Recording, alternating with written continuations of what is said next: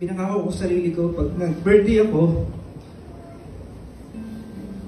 anak ko yung bida kasi mahal na mahal kita, niligtas mo si Daddy. Bigyan mo chance si Daddy. Ayun.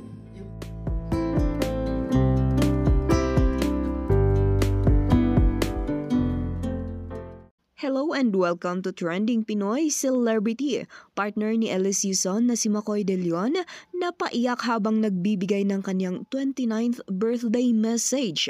Sa social media ay marami sa mga netizen ang napahanga sa pagiging isang ama ni Makoy sa kanilang anak na si Feliz Mackenzie. Sa mensahe kasi nito ay nakasentro sa kanyang baby Feliz. Nagpapasalamat si Makoy na niligtas siya ni Feliz at binigyan siya ng pagkakataon maging daddy sa kanya. Ang tema ng kaarawan nito ay pambata dahil sa kagustuhan niyang laging ang kanyang anak ang bida kahit sa mga espesyal na araw na sana ay para sa kanya.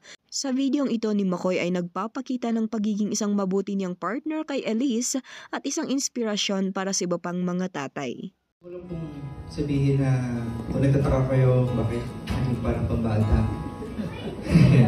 yung birthday ko. Sabi ko kasi kay Elise, Elise, kung sakaling magkaroon akong birthday, parang gusto ko celebrate na lang yung birthday. Si Phyllis ang kunyari mo kung may birthday.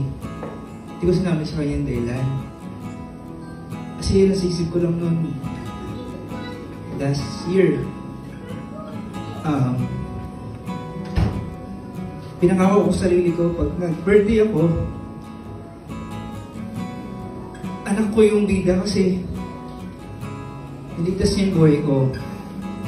Para na nung pinanganak dahil sa kanya. Kaya utang na loob ko yung buhay ko sa kanya ngayon. Kaya sabi ko after nito, tsaka matanda naman na tayo, hindi pag-birthday natin. Siyempre, hindi naman tayo ganun kay grande na. Sabi ko, anak ko na lang laging naka-costume, siya yung nasa harapan, siya yung ito, tulad niya to. Hindi alam ni Listo. Kasi siya yung dahilan kaya ako dito pa din po ngayon sa harapan ninyo. Ayun, Phyllis, yung panunitig yan, basta gusto ko lang sabihin na mahal na mahal kita, niligtas mo si Daddy. Bigyan mo chance si Daddy. Ayun. Ay, wala mga dito, wala trabaho. Ayun, sa partner ko, thank you so much. Meron mang kontrabidang media.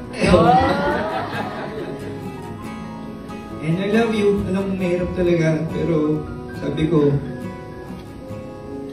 wala nang rason para sumuko. Harapin natin ng sama-sama to. I love you. Oh, thank you so much, and what a heartwarming message from you guys.